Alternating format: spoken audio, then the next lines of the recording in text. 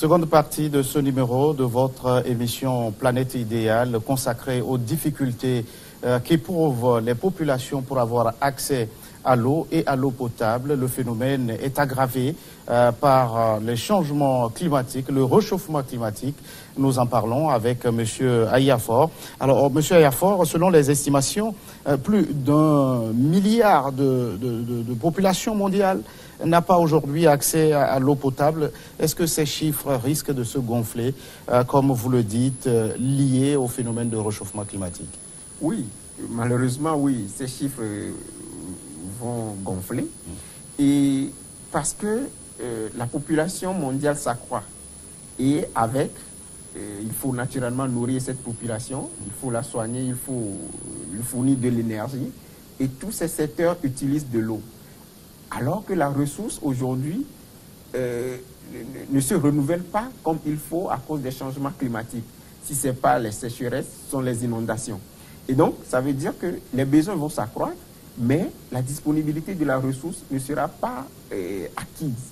Et donc, on risque même d'aller vers des conflits, et aujourd'hui il y en a déjà, mais ces conflits risquent de s'aggraver. Et quand on prend aujourd'hui le cas du Togo, selon le document du PND, on a aujourd'hui 61% de la population qui a accès à l'eau potable.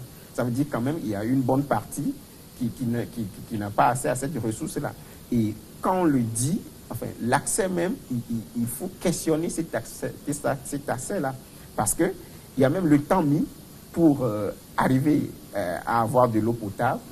Il y a la disponibilité en permanence. Parce que je n'ai pas accès si j'ai l'eau aujourd'hui, demain je n'ai pas l'eau, il faut attendre tel nombre d'heures, il faut parcourir plus d'1 kilomètre pour aller au point d'eau, je n'ai pas accès à l'eau potable. Et donc ces chiffres risquent de s'accroître, malheureusement.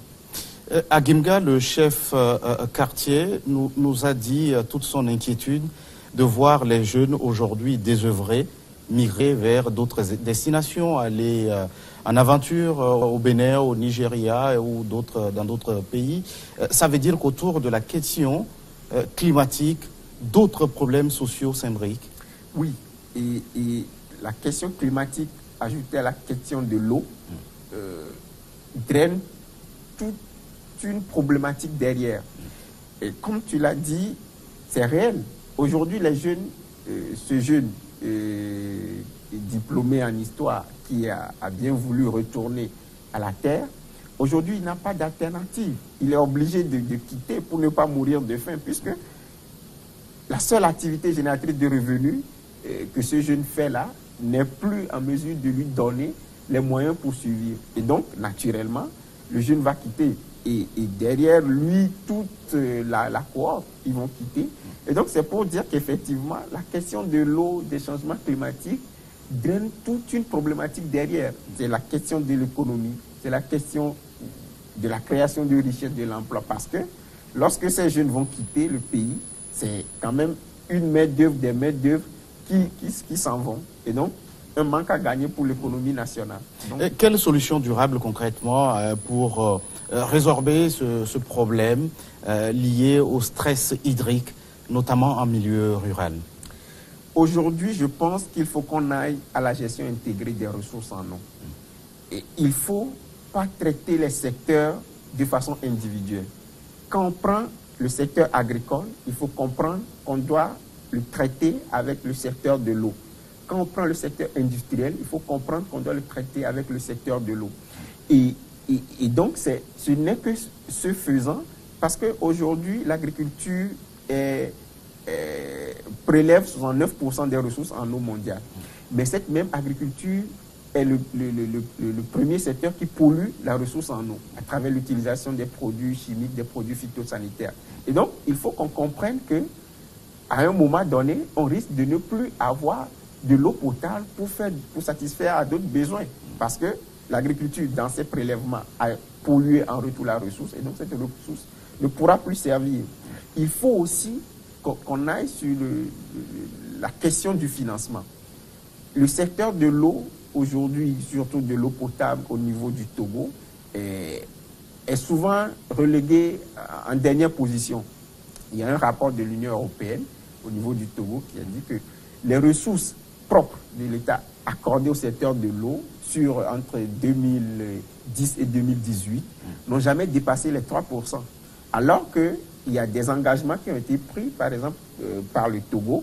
Je donne l'exemple de Ngor, à Sénégal, où le pays s'est engagé à consacrer au moins 5% de son budget au secteur de l'assainissement et de l'eau. Et même chose a été faite en Égypte, où le pays a également s'est engagé à consacrer 0,5% de son PIB au développement du secteur de l'eau. Et donc, ça veut dire que si on ne met pas les moyens pour résoudre le problème, on risque de résoudre les conséquences après. Mais il faut qu'à la base, on puisse déjà prévenir le problème pour éviter après de mettre plus de moyens pour guérir. Un dernier chiffre, $1 investi dans l'eau, l'assainissement, permet de rapporter $5 derrière, en termes de tout ce qu'on préserve comme maladie, tout ce qu'on préserve comme préservation des activités génératrices de revenus. Et justement, la question d'accès à l'eau implique aussi la question d'assainissement. Alors, ça veut dire, on parle au niveau mondial, des chiffres comme 2,6 milliards de personnes qui manquent d'installations sanitaires de base. On l'a vu pour le cas d'un village comme celui dont on parle. Est-ce que le manque d'accès à l'eau, qu'est-ce que cela peut impliquer au niveau de l'assainissement? Je vais dire une chose. Pendant longtemps, on a traité les questions de l'eau sans prendre en compte forcément les questions d'assainissement. Or, c'est deux secteurs qui sont intimement liés. Aujourd'hui, il y a même dans le rapport dont je parle, c'est plus de... Parce que avec les ODD, on a défini aujourd'hui les services en termes d'assainissement. Et il y a les services améliorés, il y a les services basiques. Et quand on prend le service basique, parce que nous, on n'est pas encore au service amélioré, quand on prend le service basique, mais selon le PND toujours, c'est 14% de la population mondiale qui a accès à des services. Bon, quand on prend, je vais parler des latrines par exemple. Aujourd'hui, bon, on ne parle plus des latrines traditionnelles parce que dans le contexte des ODD, il ne faut pas que l'assainissement pollue ou bien les excrétas polluent. Les eaux de surface notamment. Voilà. Et donc, aujourd'hui, lorsque les gens font la défécation à l'air libre, même à Lomé, vous verrez des gens pratiquer la défécation à l'air libre. Lorsqu'il pleut, tout cela est drainé vers les eaux de surface. Et derrière, il y a la population qui vient prendre cette eau-là.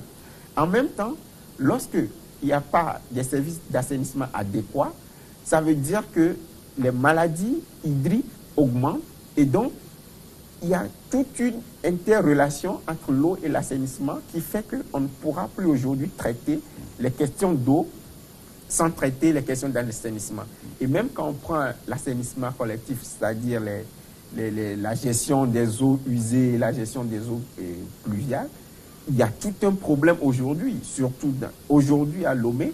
Ce n'est que le système de gestion de l'époque coloniale là, du Grand Lomé qui existe aujourd'hui. Lorsqu'on prend tous les quartiers périphériques aujourd'hui, on n'est pas couvert même par l'eau potable. Et donc, ça veut dire qu'il y a un réel problème. Alors, dans les quartiers, dans les milieux ruraux, pour résoudre la difficulté liée à l'accès à l'eau, on a pris l'habitude de faire construire des forages, alors que dans ces mêmes milieux, on sait qu'il manque cruellement d'infrastructures d'assainissement. Et ça veut dire qu'on cherche solution à un problème en créant un autre, ou comment par rapport à votre explication? Oui, en fait, les forages dans les milieux ruraux, c'est quand même l'État qui a défini les types d'ouvrages qu'il faut faire, qu'il faut réaliser selon les milieux. Le milieu rural, le milieu semi-urbain, le milieu urbain. Mais aujourd'hui, lorsque nous sommes dans le contexte des ODD, où il est dit de ne laisser personne de côté, il y a un problème qui se pose. Lorsqu'on prend les forages équipés de pompes à motricité humaine, les personnes en situation de handicap ne peuvent pas accéder à cet ouvrage-là. De l'autre côté, les questions d'assainissement, comme vous le dites, ne sont pas traitées. Pendant longtemps, comme je l'ai dit tout à l'heure, on a réalisé les ouvrages. Voilà, il y a l'ouvrage qui est là et il n'y a même pas tout ce travail socio-culturelle qu'il faut faire autour pour que les gens puissent adhérer même à la réalisation. Et donc, il n'y a pas les infrastructures d'assainissement. Ça veut dire que, bon, voilà, on a creusé l'ouvrage et il faut même que l'ouvrage soit creusé dans les règles de l'art. Il y a des gens qui n'ont pas toute la technicité possible, mais bon, tu vois, vu le contexte socio-économique dans nos localités, tout ça, qui sollicite, ou bien il y a même des structures, des ONG qui interviennent et qui viennent réaliser des ouvrages qui ne respectent pas les conditions requises pour le faire, la profondeur à laquelle il faut capter la ressource et tous les autres paramètres derrière. Et donc, il y a tout cela et il n'y a pas d'ouvrage, il n'y a pas des ouvrages d'assainissement. Et donc, ça veut dire que, certes, on a résolu le problème d'eau potable, mais il y a ce problème-là d'assainissement qui existe. Et donc, les gens, lorsqu'ils iront prendre l'eau à la pompe, elle est potable. Mais durant le transport de ces ressources et le stockage, puisqu'il n'y a pas les conditions d'hygiène et d'assainissement requises, ça veut dire que la ressource est polluée en cours de route. Et donc, on a le forage, mais derrière, il y a toujours les maladies hydriques aussi. Monsieur Yafor, l'ODD 6 appelle la communauté internationale à garantir l'accès de tous à l'eau et à l'assainissement et assurer une gestion durable des ressources en eau. Quelle dynamique mondiale pour atteindre cet objectif? Bon, déjà, aujourd'hui, lors de la dernière journée mondiale de l'eau, il y a un rapport qui a été publié sur l'état de mise en œuvre des ODD. Et sur l'ODD 6, on a dit que, à voir aujourd'hui l'évolution, aucun pays, à part les pays scandinaves, d'Europe du Nord, la Suède, la Norvège, ne vont atteindre l'ODD 6. Il n'y aura pas l'accès universel. Et il y a plusieurs questions, il y a plusieurs éléments qui sont à la base de cela. D'abord, il y a la question de financement. C'est primordial. Comme je le dis, il n'y a pas assez de financement dans le secteur de l'eau. Bon, peut-être parce que beaucoup de gens ne comprennent pas encore aujourd'hui que l'eau est une ressource multifonctionnelle et multidimensionnelle. Elle permet le développement des autres secteurs. Et donc, si on met plus de moyens dans la ressource en eau, ça permet de résoudre beaucoup plus de problèmes dans d'autres secteurs. Ça, c'est le premier élément. Et il y a aussi le transfert des compétences, surtout dans les pays en voie de développement. Aujourd'hui, on vient réaliser les ouvrages qui ne répondent pas aux aspirations des populations à la base. Il y a dans certaines localités des contextes socio-culturels qui ne permettent pas aux gens d'utiliser un certain nombre d'ouvrages. Il y a dans un village, on a réalisé des ouvrages, on a réalisé une pompe équipée, un forage équipé de pompes à motricité humaine, mais la pompe se manipule par les pieds. Et on a constaté en fait que les populations n'utilisent pas l'ouvrage. Après, on a fait une enquête et on s'est rendu compte en fait que dans les mœurs de cette localité-là, tout ce qui est touché par le pied n'est pas consommable. N'est pas consommable. Donc, les gens ont ce blocage-là d'aller utiliser l'ouvrage. Et lorsqu'on a changé la pompe, les gens ont spontanément commencé par... Et donc, il y a cela aussi qu'il faut prendre en compte. Ce n'est pas parce qu'on veut aujourd'hui atteindre l'accès universel qu'on va aller creuser des forages à tout va. Il y a ces paramètres qu'il faut prendre en compte. Et comme je le dis depuis le début, il faut une coopération entre les différents secteurs pour que l'autre secteur ne constitue pas un danger pour la ressource en eau. Et donc, c'est ce qu'il nous faut. Polluer, gaspiller, surexploiter, l'eau a été longtemps considérée comme cette ressource inépuisable. Est-ce qu'on doit toujours avoir le même discours aujourd'hui au regard de votre développement? Non, au regard même du reportage en début, l'eau n'est pas une ressource intarissable, inépuisable. En fait, il faut comprendre quelque chose. L'eau, ça fait 97%, enfin, oui, plus de 70% de la surface de la Terre. Mais 97% de cette eau-là n'est pas consommable. C'est l'eau dans les océans. Aujourd'hui, c'est vrai, il y a les pays arabes qui investissent pour la désalinisation de l'eau, mais c'est des moyens que nos pays n'ont pas encore. Et donc, il n'y a que 3% des ressources mondiales en eau qui sont consommables. Et donc, ça veut dire que cette ressource-là, comme on l'a dit aujourd'hui, on l'a vu tout à l'heure, lorsqu'on prend le cas du lac Tchad, qui en moins de 20 ans a perdu plus de 50% de sa superficie, ça veut dire que la ressource n'est pas intarissable, la ressource n'est pas inépuisable. Et même avec tout ce qui se passe aujourd'hui, comme les inondations et tout cela, il y a même la ressource souterraine qui se pollue. Même à Lomé, ici aujourd'hui, on a constaté qu'il y a de plus en plus l'intrusion saline dans les eaux.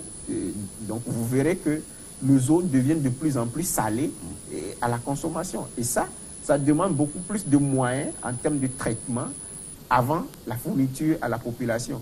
Donc ça veut dire qu'il faut qu'on prenne conscience que non, la ressource en eau n'est pas une ressource inépuisable, intarissable, qu'on peut utiliser comme on veut, qu'on peut gaspiller. Vous irez aujourd'hui dans des services, et surtout dans certains services publics, les gens ouvrent le robinet, et puis bon, voilà, on part. Parce que bon, c'est pas nous qui payons. En fait, quand je dis nous, c'est pas ces gens-là qui payent directement la facture d'eau. On pense qu'on est en train de faire du mal, peut-être à l'État ou bien à je ne sais qui, mais derrière, on se fait aussi du mal. Peut-être chez nous à la maison, on a l'eau, mais il ne faut pas se leurrer. Hein. Lorsqu'il n'y a pas la ressource, l'eau potable, il n'y en a pas à côté, ni l'assainissement à côté. Il ne faut pas se tromper que nous, on est à l'abri. Non, on n'est pas non plus à l'abri. Alors, cette situation qu'on a vue dans le reportage, est-ce qu'il faut craindre le pire les années à venir? Oui, je pense que oui. Si on reste sur cette trajectoire, mais ce qu'il y a, c'est que la question des changements climatiques ne peut pas se résoudre exclusivement au niveau du Togo, par exemple. C'est une question mondiale. C'est une action mondiale, il faut enclencher. Parce qu'il y a ce qu'on appelle l'injustice climatique. Les pays africains ne contribuent pas réellement au réchauffement climatique. 4% seulement d'émissions de gaz à effet de serre. Voilà, mais c'est ces pays-là qui subissent le plus les conséquences. Et donc, il faut qu'on arrive à résoudre le problème au niveau mondial. C'est vrai, il y a la course au développement qui est engagée, il y a les pays les plus pollueurs qui ne veulent même pas à signer les accords pour réduire, pour participer à l'effort mondial. Mais je pense qu'au niveau local aussi, il faut déjà qu'on respecte les engagements qu'on prend. Il y a la CPDN du Togo qui a été pris en 2015. Il faut déjà commencer par respecter cela. Il faut faire des efforts au niveau local. Merci d'être passé sur ce plateau, Monsieur Flamé Ayafor. Vous êtes spécialiste WASH, point focal national de l'initiative Ton futur, ton climat. Merci à vous qui êtes restés en notre compagnie. À très vite pour un nouveau numéro de votre émission Planète Idéale.